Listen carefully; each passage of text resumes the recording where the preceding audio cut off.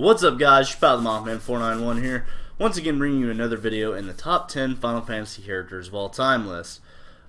I took a vote, and you guys decided who are the top 10 Final Fantasy characters of all time. Coming in at number 7 is one of my personal favorites, as he is the main protagonist of my favorite game of all time. Not only my favorite Final Fantasy of all time, but also my favorite game of all time. So, Tidus, or Tidus, is one of the most popular and most relatable characters in the Final Fantasy series, in my opinion. As I said, he comes from my favorite game, and so I was fairly excited about this video. Even though he's not my favorite character, any chance I get to discuss Final Fantasy X with anyone gives me great joy. So without further ado, number 7 on the list of the top 10 Final Fantasy characters of all time, Tidus. Tidus is one of those characters that everyone either loves him or hates him. As the first game in the series with dedicated voice acting throughout, Final Fantasy X creates an atmosphere around him that will either get you to fall in love with him or hate him with a fiery passion. I myself find that Tidus has all the tools to be a loved character: internal struggle, bravery in the face of danger, and a willingness to fight for the ones he loves. What brings on a lot of hate amongst his critics is his crybaby attitude with many poor me instances, his sometimes complete lack of understanding of even simple nuances of the culture around him, and what is maybe the most infamous scene in all of gaming, that horrible laugh that no one can unhear or unsee. In this video, we'll not only focus on the fun-loving loyal party member, but also the cringeworthy actions and personality flaws that make Tidus such a great character. Listen to my story. This may be our last chance.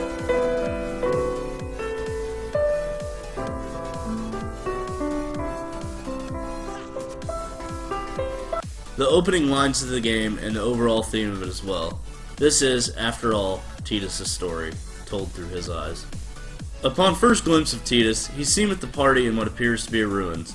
He speaks the opening lines, the title screen appears, and then he's seen outside his apartment. He appears as a cocky sports star with a certain affection for the ladies, even going so far as to promise to dedicate a goal to them in the game that night. He signs a few autographs, and after offering to teach some kids how to play blitzball, the underwater soccer-like sport of the world of 10, he is told by a mysterious little boy that he won't have time. This sets the tone for the events about to unfold as a mysterious force attacks the city, and his mentor Auron saves him. Auron is also the person he receives his first weapon from, a gift from Jack that he tells him he was given as a gift for him. This is short-lived, as Auron allows the monster to envelop the two in a blinding light, and the game begins. Tidus meets many friends and enemies along the path of his journey in Spira, the setting of the game, but the ties he has with the world and his friends are what set this game apart. With full voice acting and the emotions of every moment coming to life, Tidus' interaction with the world and everyone in it shape the events of the game, even after the credits roll. From his romance with the summoner Yuna, to the tragic events involving his father Jack, Tidus is one character that really sets himself apart from most protagonists. His relationship with certain characters can also affect his final overdrive Blitz Ace. If triggered, the attack involves a party member throwing a blitzball to a mid-air Tidus. Depending on his choice in dialogue selection throughout the game, it can affect who throws the blitzball in the animation. The higher the hidden affection rating is for a certain female party member, the higher chance they have of being the one selected to toss the blitzball. This is an interesting mechanic, and really gives the game a little hidden gem, and makes the relationships of the game feel real, and gets you to relate to or empathize with certain party members. The relationships also affect who talks to Tidus in certain situations. Upon waking up in Bosch Temple and being kidnapped/rescued by Riku and her gang of Albed, the machine-gifted people of Spira, he quickly learns that his home of Zanarkand has been destroyed, and that it happened 1,000 years in the past. She also tells him that he should watch who he tells about Zanarkand, because it is now a holy place of the Yevon religion. Confused and in denial, Tidus rejects the thought, but comes to the conclusion that the monster he was attacked by, also known as Sin, transported him 1,000 years into the future, and that he needs to find Sin again, in the hopes that the process can be reversed and that he'll be able to return to his own time. Sin attacks the ship, and Tidus is lost at sea again. After waking up yet again in another mysterious body of water, he meets Wakka, a blitzballer like himself and friendly islander. His relationship with Wakka is one of not only friendship, but brotherhood. Noticing similarities in the look of Tidus to his late brother Chappu, Waka befriends him in the hopes that he can keep a piece of his brother alongside him. He eventually gives him the Sword Brotherhood, whose potential is unlocked throughout the game. He learns more of the lore of Spira from Waka as he shows him the land's prayer, which in Tidus' time was the Blitzball signal for victory. He explains that Sin's toxin must be the cause of Tidus' confusion, and with time, the effect will wear off. He will be back to normal, yet Tidus is not sure what to believe, but he trusts his new acquaintance and follows him to the village, where he will meet one of the most impactful characters of his life. Once reaching Besaid Village, Tidus meets his future love interest. After the events occurring in the temple, he is looked upon as a heathen by the villagers, and his very famous line from the game is told to "Stay away from the summoner!" Tidus is tested by Yuna's main guardian and fiercely loyal Ronzo. He passes the test, proving his worth for the time being. Tidus handles all of this new, overwhelming information fairly well, and is determined to find Sin, but also to help Yuna in her pilgrimage. Being led on the Besaid Oryx, the Besaid Island Blitzball team, he is also asked by Waka to join the team and tells him that they will be going to the Blitzball capital of Spira, the city of Luca, in the hopes of winning the championship and hoping that his memory may return to on the ship as he'll discover somebody he knows. He gets a chance to confront Sin while on the way to Kilika Island, the first stop on Yuna's pilgrimage. They are almost capsized but manage to drive Sin away. Thinking the storm is over, however, they make their way to Kilika. However, tragedy strikes as Sin devastates a small island community, killing several innocents in the process. Tidus vows to stop Sin no matter what after seeing Yuna perform the sending ceremony. He also vows to make it so Yuna never has to dance again. After obtaining the second Aeon Ifrit, they make their way to the city of Luca, and Tidus is absolutely stricken with amazement at the city coming into view. The group become a part of the opening ceremonies, at which point they meet one of the many key players in the plot of the story, including Maester Micah, Maester Seymour, and Maester Keenock, three leaders of the Yevon religion. Being what some would call an excellent judge of character, Tidus instantly does not like Seymour as he senses a certain arrogance, and that Seymour is not as all that he appears. Becoming his nemesis relatively soon, Seymour is a key player in the entire plot. Tidus also learns about Yuna's lineage of being part Albed when attempting to rescue her from her Albed captors. Riku is later revealed to be her cousin, and Sid, the leader of the Albed, her uncle. Tidus later replaces an injured Waka, but halfway through the match of the championship, however, the crowd screams for Waka, and the captain of the Aurochs obliges by making his appearance. Tidus shows some humility here, and I believe this adds a growing maturity to the character. Knowing the Aurochs winning the championship is Waka's dream, Tidus stands down and exits the sphere pool. He soon reunites with Auron in the aftermath of the stadium being attacked by fiends. Tidus will soon learn the horrible truth about his long-lost father, Jecht. In a very emotional and understandably upsetting scene, Auron reveals one of the larger plot twists in the series to date. Sin is Jecht. Knowing that what Auron is saying is true, due to the fact that he felt his father's presence while Sin was around, he still has a hard time accepting that Jecht was capable of such destruction. Feeling frustrated, he longs for answers as to how and why Sin is Jecht, and continues to feel uncertain as Auron will not reveal too much information to this point. Auron also believes that Yuna does not need to know what he just told Tidus. Throughout the game, Tidus' relationship with his father is always a focal point. He hates his father with a passion, as Jecht always treated him and his mother poorly. His mother never showed him the affection he felt he should have had from her, due to the fact she was always trying to please Jecht. When Jecht went on a training mission out to sea and was never heard from again, his mother grieved herself to death, and some would say she died from a broken heart. Knowing this, his hate for Jecht was set in motion many years before the beginning of the game, and as stated earlier, it drives the plot for the entire game. However, later on in Macalania Forest, Auron chooses to reveal a path to him, and after defeating the Spheramorph boss, a recording sphere appears, and Tidus receives a message from Jecht. He learns that Jecht has become aware of what is going on, and may not be going home anytime soon. Being as fatherly as Jecht can be, he states that he believes in Tidus as he is Jecht's son, and that he knows he can do anything he sets his mind to. He tells Tidus that there is a time to cry and a time to fight, and sometimes that you have to stop crying and do what's right. Another famous scene from the game, one where Tidus can learn the Jecht shot, He uses the mocking statements of his father to allow the player to learn the shot during a minigame. This adds to the concept that Tidus hates his father because his legacy is overshadowed by that of his father. Another defining moment in the revelation that Sin is Jecht is Operation Mayhem, a collaboration defeat Sin effort between the Al Bhed and their Forbidden Machina and the Crusaders, Spear's army-like protection forces, is another failure as Sin is too powerful and kills everyone located on the beaches. Tidus angrily swims after the retreating Sin, but his efforts are futile. Auron eventually reveals that while Jecht is Sin, he still maintains control over some of his actions, but as Sin is destruction incarnate, destruction is its true purpose, and therefore Jecht cannot stop it completely. Sin seems to follow Tidus in the party, always being right there in physical form, and in the thoughts of the party at all times. Auron also reveals that this may be Jecht's way of telling Tidus to continue the journey, find the solution to Sin, and save him from his tormented imprisonment inside the monster. Tidus understandably becomes angry and his hatred for Jecht grows, wondering how Jecht could justify all this destruction and killing. He holds on to hope that the answers he seeks will be in the ruins of his hometown. The party journeys across many lands and temples, obtaining the necessary aeons to be prepared for the final summoning ritual. He starts to become molded into a skilled warrior and guardian, and his character and bravery really start to grow. Constantly standing up for what is right and protecting Yuna with all of his might, he proves to be a valuable ally, and even more loyal friend. In the fights ahead against Maester Seymour, his fierce loyalty shines, as even though he knows Yevon will turn its back on them, he fights for Yuna's honor and manages to slay Seymour. This is not to say that Tidus doesn't still hold on to the adolescent-like demeanor that he begins the game with. He just grows and matures as the world around him plunges itself into darkness at the hands of the Maesters of Yevon. He soon becomes branded a traitor after the group kills Maester Seymour in Macalania Temple.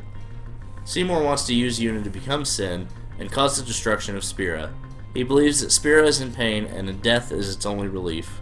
He has fought multiple times after his death as he becomes an unsent, individuals who are neither fiend nor farplane residents, but have such a strong bond to the world that they remain as a physical manifestation of their original self. He knows Sin is Jecht and offers Tidus the opportunity to let him release Jecht from his suffering. Tidus denies him and finally defeats his nemesis inside of Sin in a fitting end to the confrontation as Yuna performs the sending and sends Seymour to the far plane. Now that we've identified the beginning of his hate for his father, his budding romance with Yuna, his fierce loyalty to his friends, and his ability to stand up for what is right, let's take a look at the relationship that defines his journey. His love for Yuna and his search for answers are his two main goals towards the end of the game. And much like every love story, there's happiness and there's heartbreak. He teaches her how to whistle and Luca as a way of keeping track of each other, and soon after we see the infamous laughing scene. This is the beginning of their budding romance, and while very obnoxious, one of the most pivotal scenes in the game. It is not until Tidus and the group are separated in Cenobia Desert and the Guado attack the Al Bhed home that he learns the truth that the group has been keeping from him.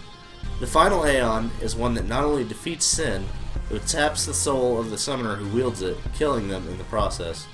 Grief-stricken and upset that he wasn't allowed to know the truth, Tidus is seen striking Isaru's Valefor and asking why he wasn't told. He becomes angry at himself for not knowing, as he realizes he told Yuna all the things they would do together once Sin was defeated. He then vows alongside Riku to find a way to defeat Sin that doesn't cost Yuna her life. When she is involved in a bevel wedding between herself and Seymour, Tidus fights with all his strength to save her. It's a love that isn't expressly brought to the front of the story until it culminates in one of the most famous scenes in Final Fantasy and in gaming history. Tidus and Yuna are seen in a beautiful pond with trees and crystallized plant life all around, the moonlight glistening on the water, and soft melody-rich music playing in the background. She begins crying because she's learned the truth about Yevon and is shaken by the news. Tidus moves in to embrace her, comforting her with a piercing gaze, and the two share one of the most romantic scenes in all of gaming. This adds depth to their relationship as they finally embrace the feelings the two shared for each other almost from the beginning. Yuna soon learns the truth about Sin, however, as Tidus and Auron also held a secret from everyone. Sin is Jecht. Seymour reveals this before he is defeated at Mount Gagazet. Near the peak of Mount Gagazet, the group finds a fountain, the walls consisting of hundreds of faith all being simultaneously active. He passes out and begins to dream of his home.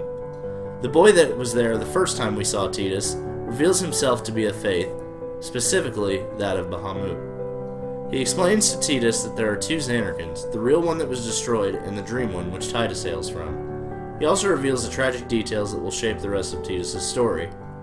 He is a dream of the faith, like his father before him.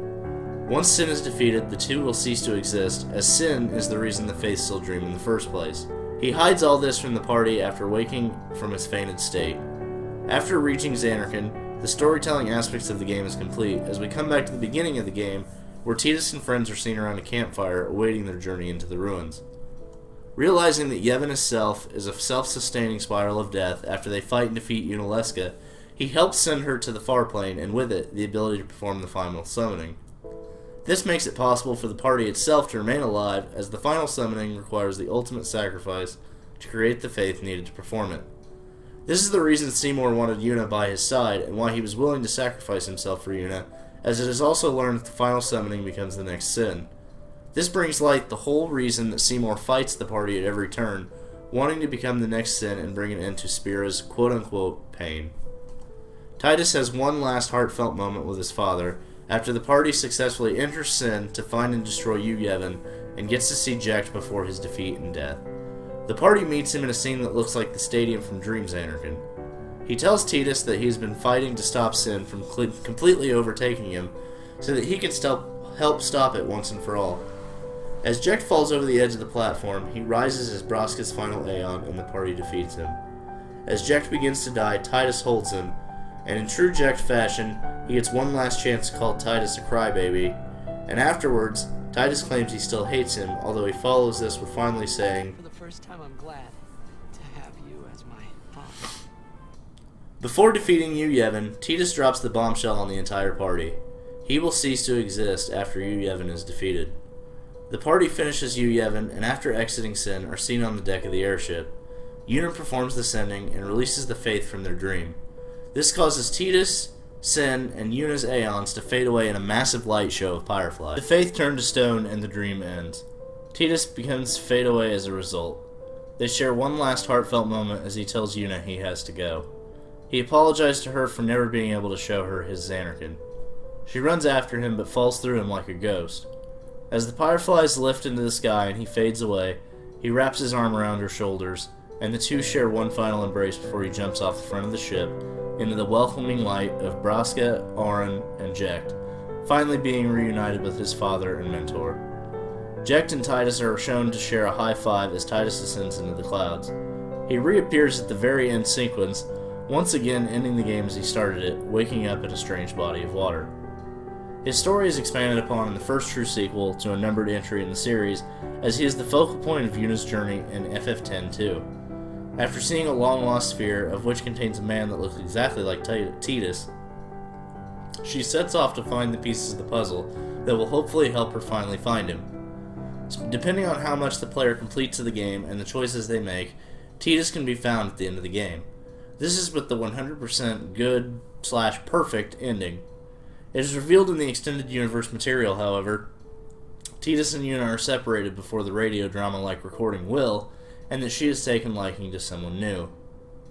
As a side note, Tidus' celestial weapon, the Khalid Bowl, can be unlocked once you complete the Celestial Mirror side quest. Win the Chocobo race against the trainer in the Calmlands, and the monk who once guarded the weapon's resting place will no longer be there. Use the mirror to unlock it, and then obtain the Sun Sigil and Crest to unlock its full potential. You can unlock the Sun Sigil by defeating the Chocobo trainer in what is probably the most frustrating challenge in the entire game. You have to defeat him with a time of 0.0.00 by dodging birds and collecting balloons. You can see my absolute love for the challenge here. Fuck! God damn it! So after a large love story and growing character development, Tidus becomes one of the favorite characters in all of Final Fantasy. He truly shows that anyone with a childish nature can grow into the man that they're meant to be. We see him grow from a guy who hates his father to a man who eventually has a lot of respect for his father. Tidus is a character that many can relate to, and that a lot of people love and adore. He's also a character that people love to hate, but I think this hate is very undeserved. Don't forget, guys, thank you for watching. I love being able to make these videos for you.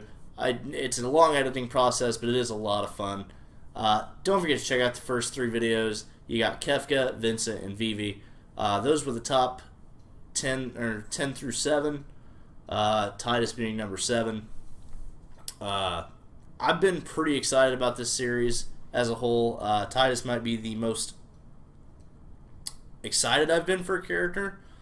I hope that my quality is improving throughout these videos. I'm trying new techniques, new tricks, incorporating different things in these, and I hope you really enjoy them. I know they're long. Thank you for sticking with me, guys. Let me know in the comments section what you think of these videos. Also, let me know what you think of Tidus/Tidus, however you want to pronounce it. This is one of my favorite games of all time, as I've stated earlier, but it's a lot of people's favorite games of all, Final Fantasy games of all time, but it's definitely my favorite game out of any game I've ever played in my life. So, I enjoyed very much bringing this video to you guys. Thank you for watching.